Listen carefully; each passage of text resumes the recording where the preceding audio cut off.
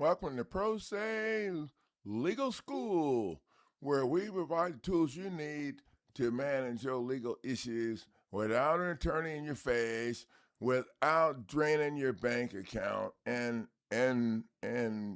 with getting to have fun. I just threw that in at the last minute. Welcome to the video today, and we getting ready to have some fun. Yeah, we got some haters that have been trolling us, and then I got some people from South Carolina that sent me a thing that I'm practicing law without a license, and they want to jam me up, and so I emailed them over what I'm going to send them people whenever people get to talking that kind of crap in my face, and it was the lawsuit for professional defamation. And I just added all their shit, because here everything comes and all you got to do is just put the information in the placeholders. Everybody's stuff is the same because they're violating your due process all over the place. All right, so anyway, let's just stay focused. In today's video, we're here to chop up Jessica Henry, attorney Jessica Henry. She's out of Texas somewhere. We're going to chop up her motion. Now, I want you guys to leave a comment down there. Click the bell and let them people know you like this stuff if you think we bring value to the table. Because we're going to teach you how to have some fun and punch their ass back. Okay, so let's just get started up here at the top. First of all, we'll just check out the defendant's motion to dismiss. And it says, now comes S&N Servicing Corporation and U.S. Bank Trust International as the trustee for that. So, well, first off, there's no bank involved because the bank did not sign the deed. When you signed that stuff at the beginning, the bank didn't sign anything next to you. A bank can't sign anything. They're not a real person. Only real people can sign stuff, and that's why we added Jessica Henry to her own action using a counterclaim process. We'll get to that later. Okay? There's no bank. There never was a loan. Okay, I'm just going to spell this shit out for you guys right here at the gate. Okay, there never was a loan. In my head, what happened was the property was paid off. When Coach Dante sat down and signed, she signed, and nobody else sat down and signed with her. And when she left, usually it's a bank vice president or Linda Green, a room full of robo-signing kids or whatever, stamp paid to the order of on her document, which turned it into a security, which is like a big check for you people to understand. And then it was processed through the Federal Reserve. Now, that was the source of the alleged mortgage loan. It was created with the homeowner's very own signature. And Jessica Henry, if you would like to come to the show and tell me that I'm wrong, I'd love to have you. I know you're watching tonight, so hop your ass on down here and be a smart butt like you was doing 1 week before last, before all your people found out what was going on. So anyway, so then it was processed through the Federal Reserve. Now Modern Money Mechanics, which is a publication put out by these white dudes that know a lot about the real banking system, said that when that alleged deed, security, check, whatever you want to call it, was processed through the Federal Reserve, the people was granted 9 times the amount that went into a demand deposit account. The bank was granted 9 times the amount. Now, there are federal banking laws, regulations, laws that mandate that the bank can't loan its depositors money. Come on now. Look that shit up if you don't think I know what I'm talking about. And what would happen if they lost the money that the bank loaned out? Oh.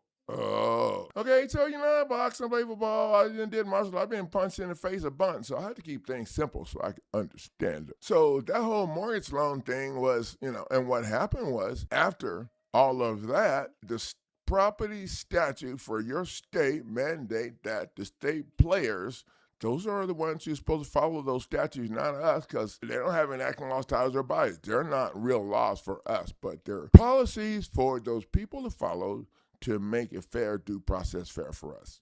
Statutes and codes are not valid.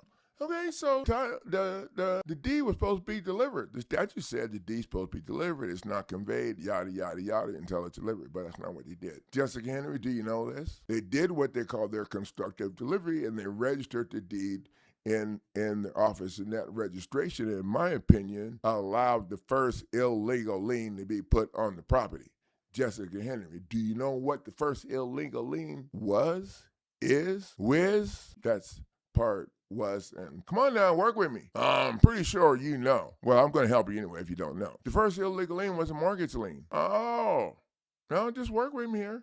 The reason it was illegal is because think about it like this. The fact that they accepted Coach Dante's signature pretty much proves that she owned the property already, and I smell stink. Okay, so to the registration of the property in the first lien. Once the property was registered, that allowed the alleged lender to place the first illegal lien on the property. Because remember, when I was smelling stink a little while ago, the property was paid for. Or they wouldn't have been able to accept Coach Dante's signature on. Think about it. Then they want to set up a RICO scheme to charge her a whole buttload of money for the rest of her life. Oh, wait. Her property, actually, Jessica, you know this, was paid off twice. Because the second time she paid it off with the Stamp Act of 1887, 60-something, 1860-something. Yeah. And so it was paid off. Okay, so let's just go on here with your crap. And I mean, with your stuff, and and repeat, So, the complaint previously injected allocations if they're under new labels and new theories, but remains directed toward the same underlying transaction and events that have repeatedly resulted in final judgments adverse to Bradford. Has repeatedly resulted. What's that got to do with this? And it repeatedly resulted in that because people didn't understand that they're in a judicial court. And the only way that you can take care of business let's say that over. People do not understand that they're not in a judicial court. They're in an administrative court. Jessica Henry, did you take Dante's property to steal from her in an administrative court or a judicial court? I'm just asking. Because I don't think it's a judicial. I think it's administrative. And the rules that you're using are not connected to the Constitution. They're not. I got a new book here. Yeah. See if I can make it. It don't like the light. It tells you Robert's Rules of Order. Yeah, these are the rules that all of the corporations are supposed to be following. Yeah, we're going to be making some changes around here. Okay, but and the other thing is you've been added to the action, Jessica Henry, as a litigant. So you know that your ass can't litigate a case you're a party to. Your asses can't represent each other from the same corporation. And you can't represent yourself. And Jessica, I'm going to go a little further here. The reason why your paper here, your paper, that's what I'm going to call it. I'm going to call it paper. The reason why your paper here is vague because you can't respond to federal case law and federal acts with statutes and codes. Nope. You can reference federal laws, doesn't permit endless litigation. Now, you can say that, but you can't be saying that in court or even answering to none of these in court when you've been added, huh? And Coach Dante is getting ready to file her claim against the Bar Association. So, I don't know, Jessica Henry, what happens when you sue the Bar Association? I'm just asking. I'm not really sure. What happens when you sue the Bar Association? Yeah, the lawsuit for that's on my website at winningcourtnow.com. You can call me, Coach Neighbors, at 913-240-0227. Yeah, winningcourtnow.com. That's who's sponsoring this section of the beat down. Okay, am I having too much fun? No, okay, so that's how all of that started, and it was real estate deed fraud that allowed the state to register her Coach Dante's deed in their office, so they could start charging her a buttload of money. You know what? And I'm just gonna say, so back in the day, you didn't have to register your property with some of these fools. You just kept your deed in your Bible, you kept it wherever, but now they tell you if you don't register it, we want to make sure your property don't get anybody. We're protecting your property. Oh, is that what they call it? Because it seems to me once your property's registered, they put it in the land bank, and once it gets listed in the land bank, and this is just my opinion from here, it goes out to all of the places that invest in illegal property that have been seized unlawfully. All over the United States, people in foreign countries can log on to the land bank shed and steal. People log on and steal other people's property too, all because of the system. Now, if I was anybody, going into facing property or even going to jail. My question would be to the judge, I don't believe in this Yana shit.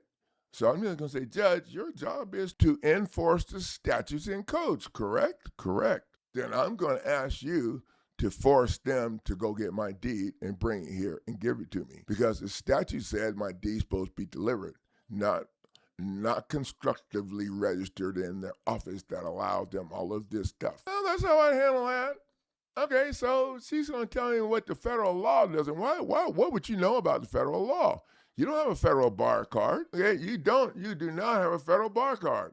We got one. That's on the federal bar card is on the website, and I marked it down to $5. I know y'all think I'm kidding. Go check.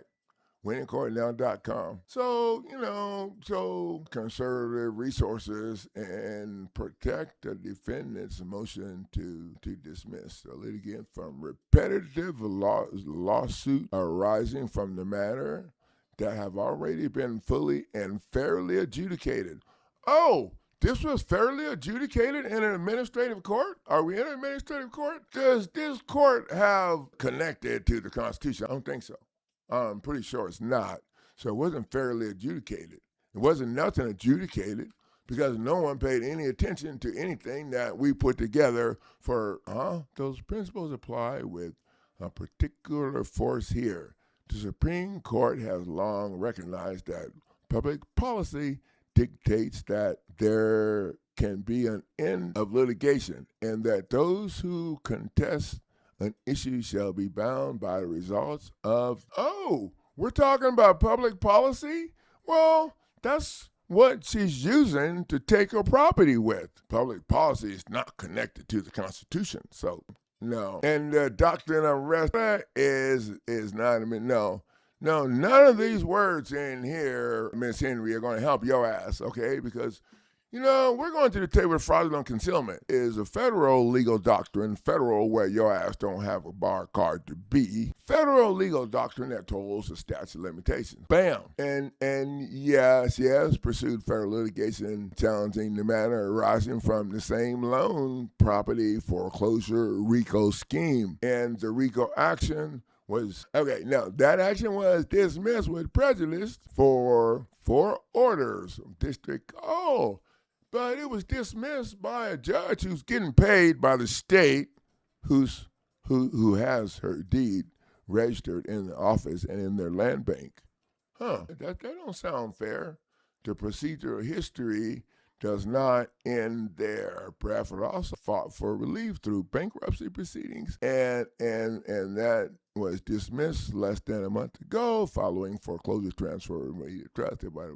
Bradford then sought injunction relief at the district court, which was also denied. Another administrative court. Yet, despite the conclusions of those proceedings, Bradford continues to challenge the matter and already been litigated, adjudicated, and reduced to a final judgment. Furthermore, Bradford continues to force the defendants to incur substantial expenses responding to the repetitive allegations that they have already been rejected by multiple administrative courts. Jessica, could you move us over to a judicial court where we'd have a chance? Come on now. How the hell is anybody going to have a chance in your shitty ass court you could doing this bullshit in? I'm just saying. At this court, the complaint asked the court to, well, Jessica, we're suing the judge too, and we're suing the state. The same state that pays the judge that you're talking about.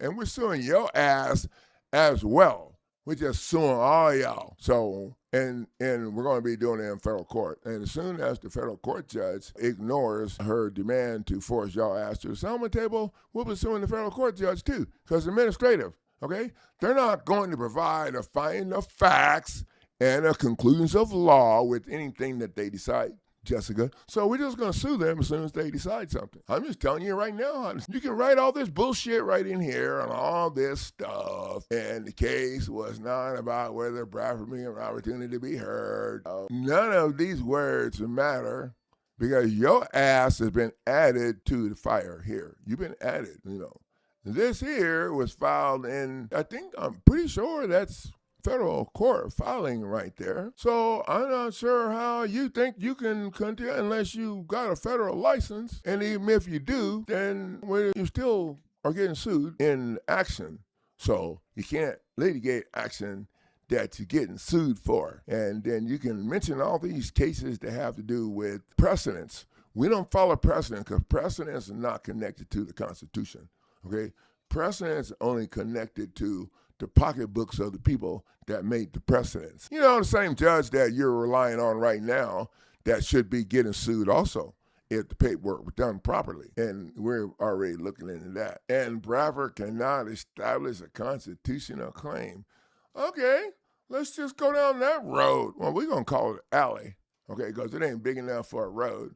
Okay, so number one, you're in a judicial court. You're taking a property not by a statute or code, which ain't valid law. You're taking a property using a clause in a deed of trust in a tiny ass writing that no one ever saw. Non-judicial foreclosure. What a bunch of shit. I'm just saying. Okay, so you're using your own statute that the Supreme Court said, well, the Supreme Court's a corporation too, just like Walmart. They don't have any judicial authority to do any shit like you don't, and neither does the state court. State court has no judicial authority to be doing shit to anybody's property because they're not aligned with the Constitution. They're not. There, I said it. And neither is the federal court. That's why we sue their ass as soon as they make a decision, and it's sue their ass and be done with it. Oh, but Coach, the immunity, no. Judges read that shit. It says they have qualified immunity. You have to qualify for it by, giving people their constitutional qualified immunity for judicial functions. They ain't in no judicial function. They're not in a judicial function. So she can write all this shit, and none of this shit matters. Number one, Jessica, you're a party to the case. Yeah, your ass have been added. Oh, wait. Okay, this is what we filed. I'm just going to show you guys first page of it or so. Failure to state a claim. Yeah, no, that's not a real thing. That's not a legitimate affirmative defense because it's simply a procedure argument available through Rule 6b. It does not introduce new facts, it does not establish any independent defenses, and it just merely attempts to relitigate the sufficiency of the pleading through conclusory arguments. So, the defendant's motion therefore begins with a defective permit, rather than understanding the factual allegations contained in it. The government attempts to avoid those allegations entirely by relabeling the pleading, challenging it as a dispositive defense. This approach is particularly improper in this case because the complaint alleges constitutional violations, unlawful seizure of property, fraudulent condemnment practices, fraudulent concealment, and civil racketeering activity connected to the government's actions regarding the plaintiff's property. At the motion to dismiss stage, the court must accept the factual allegations in the complaint as true and determine only whether those allegations plausibly state a claim for release. The government's motion ignores that standard and instead attempts to resolve the factual dispute and legal merits before any discovery has occurred.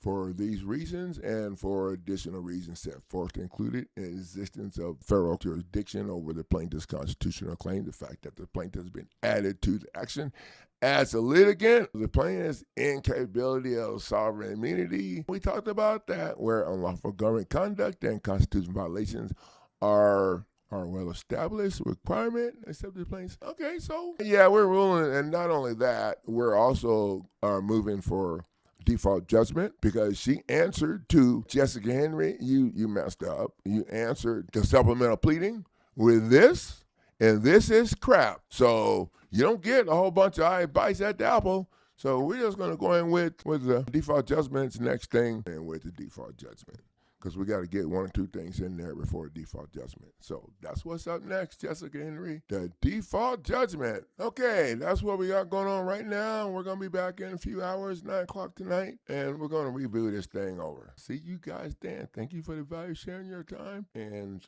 Lily came up here to say, except she's invisible.